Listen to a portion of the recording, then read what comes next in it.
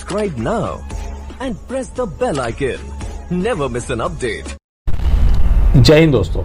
Justice for Sushant Singh Rajput जो आज more than 6 month से पेंडिंग है, उसके लिए आप लगातार आवाज़ उठाते आ रहे हैं, लेकिन सुनने के लिए ना सीबीआई और ना ही सरकार तैयार है। अब इनका जो दोहरा मापदंड है क्यों है, उसके बारे में हम बात करेंगे।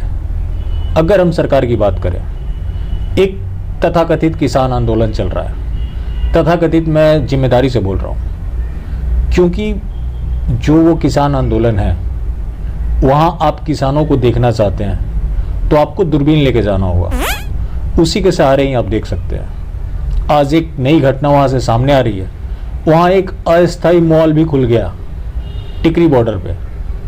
वहाँ फुट मसाज, डिश टीवी लगे हुए हैं। उसके बाद अगर कोई सवाल खड़े करता है तो ये लोग बोलते हैं क्या किसान ये नहीं कर सकता है। तो दोनों बातें इनकी नहीं हो सकती।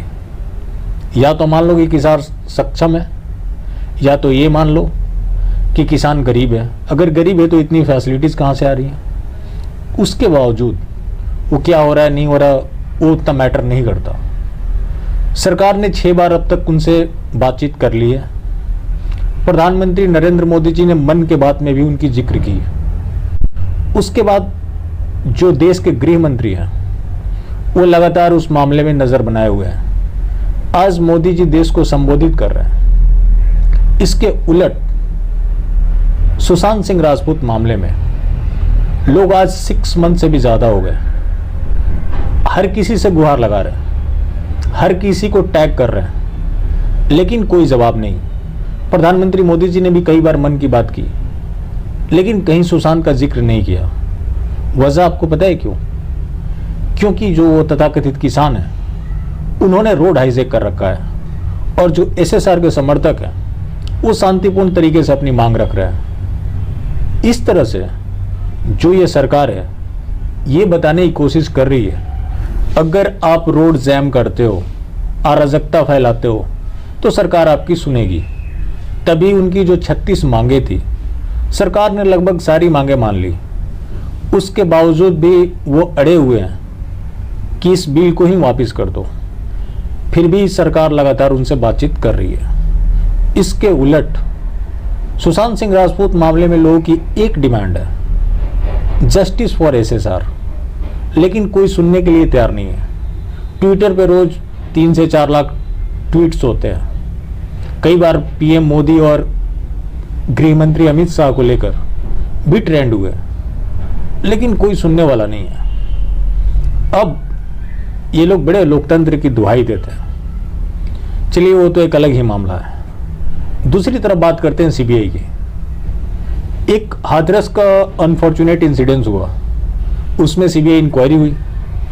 वो मामला थोड़ा पॉलिटिकली टचेबल था, इसलिए सारे पॉलिटिकल एक्टिविटीज़ हो रही थी वहाँ। उसमें क्या हुआ कि सीबीआई ने अपनी रिपोर्ट सौंप दी।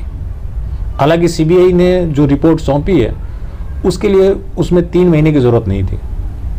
उसमें जो लड़की ने बयान दिया है उसी को आधार माना है कि उसका गैंगरेप हुआ है, जो कि लड़की के भी कई बार बयान चेंज हुए।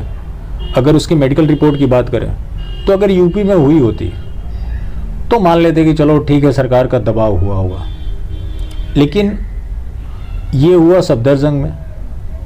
उसके बाद भी सीबीआई ने ये मान लिया कि लड़की के साथ गैंगरेप हुआ। लड़की ने संदीप का नाम लिया था। अब इसमें सबसे हैरानी की बात ये है, ये आप कह सकते हैं कोइंसिडेंस है कि जो आरोपी है उसका भी नाम संदीप है और लड़की के भाई का नाम भी संदीप है। गांव वालों का आरोप है कि लड़की के भाई ने उसको मारा है और वो लोग चूंकि संदीप का नाम ले रही थी इसलिए जो पड़ोसी था उसको आरोपी बनाए हुए हैं। हालांकि सीबीआई ने क्लैरिफिकेशन दिया है कि जब तक इस मामले में पूरी जांच कंप्लीट नहीं हो जाती है किसी को दोषी मानना जायज़ नहीं है। अब आगे उस मामले में क्या होता है, खैर जो भी होता है, सीबीआई ने अपनी रिपोर्ट दे दी। लेकिन इसके उलट सुशांत सिंह राजपूत के मामले में सब कुछ क्लियरली विजुअल है। सीबीआई जब गई तो मेरे को लगता है कि मुश्किल से 10 दिन काम किया होगा। उसके बाद सीबीआई कहाँ चली गई मेरे को तो लगता है कि अब एक लापता की मामला दर्ज करवाना पड़ेगा कि सीबीआई लापता तो नहीं हुई। उसके बाद सीबीआई क्या कर रही है नहीं कर रही है किसी को कुछ पता नहीं। कल अनुजा कपूर ने भी एक ट्विटर पे दावा कर दिया था कि सीबीआई बिक गई, हालांकि उन्होंने बाद में माफ़ी मांग ली। इस तरह की बातें तो खैर निहायत ही गैर ज़रूरी है, लेकिन सबसे यहाँ दिलचस्प बातें ये हो जाती है कि जब आप शांतिपूर्ण तरीके से प्रोटेस्ट कर रहे हैं, अपनी मांग कर रहे हैं, उसके अपोजिट कोई इन्फ्लुएंशियल है, वहाँ ना सरकार कुछ बोल के तैयार है, ना सीबीआई कुछ बोलने को तैयार है। और ये जो हमारे honourable prime minister Narendra Damodar Das Modi ji जो है, इनके रहते कैसे हो सकता है।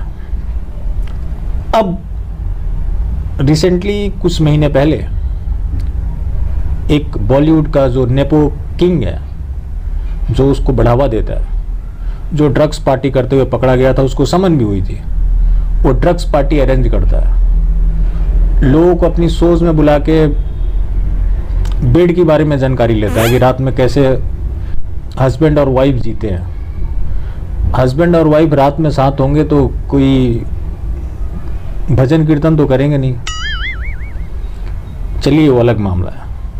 उसको नरेंद्र मोदी जी हमारे ट्वीट कर कहते हैं कि आपका सिनेमा के लिए योगदान अनुकरणीय है।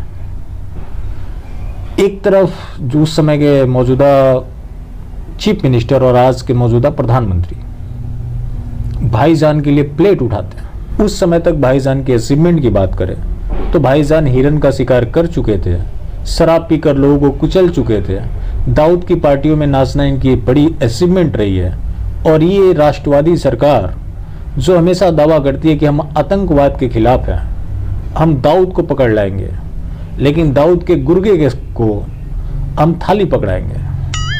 फिर ऐसी परिस्थिति में कैसे जस्टिस होगा, ये कहीं ना कहीं हमें सोचने पे मजबूर कर देता है। और सीबीआई को की देरी को लेकर जो मेरे ज़हन में जो सवाल आ रहे हैं, एक घटना शायद आपको याद हो, बॉलीवुड के महानायक अमिताभ बच्चन साहब एक समय मेंबर ऑफ पार्लियामेंट हुआ करते थे। इन्होंने हेमवंती नंदन बहुगुणा, जो कि इलाहाबाद से तब चुनाव नहीं हार रहे थे, उसको हराने के लिए राजीव गांधी ने इनको लाया था। उसी दौरान बोफोर्स घोटाला हुआ। उसका जो मुख्य आरोपी था ओतावियो क्वात्रोची, जिसको जमानत देते हुए जज साहब ने एक मजरूह सुल्तानपुरी की लाइन पढ़ी, कोई गैर अफसाना जिसे अंजाम तक न लाना हो मुमकिन, उसे खूबसूरत स्थान देके छोड़ देना ही बेहतर। क्योंकि उसके सिक्योरिटी में पर डे 100 करोड़ रुपए खर्च हो रहे थे और 3 डेज में 300 करोड़ रुपए खर्च हो चुके थे। इस वजह से उसे जमानत दे दी गई। तो कमोबेश मेरे को लगता है कि सीबीआई भी इसी मौके की तलाश में है कि कब ये सिचुएशन नॉर्मल हो और हम इस केस को क्लोज कर दें। क्योंकि इंटेंशन तो साफ झलक रहा है कि इस केस में वो क्या कर रहे हैं। जब हाथरस के मामले में लड़की के बयान को मान लिया तो यहाँ पे भी सुशांत सिंह राजपूत के फादर के बयान को मान लेना था। अब तक आपने अबेटमेंट टू सुसाइड मामले में भी रिया चक्रवर्ती क्यों नहीं पुलिस कस्टडी ली? आपने तो बुलाया, जैसे कि मुंबई पुलिस टी पार्टी करती थी, आपने भी कमोबेश वही किया और आपने तो मुंबई पुलिस का भी रिकॉर्ड तोड़ दिया है। क्या कहें आपके बारे में? अगर इतना आप डिले कर रहे हैं तो जरूर मंशा पे तो शक होते हैं। बाकी देखते। जय हिंद।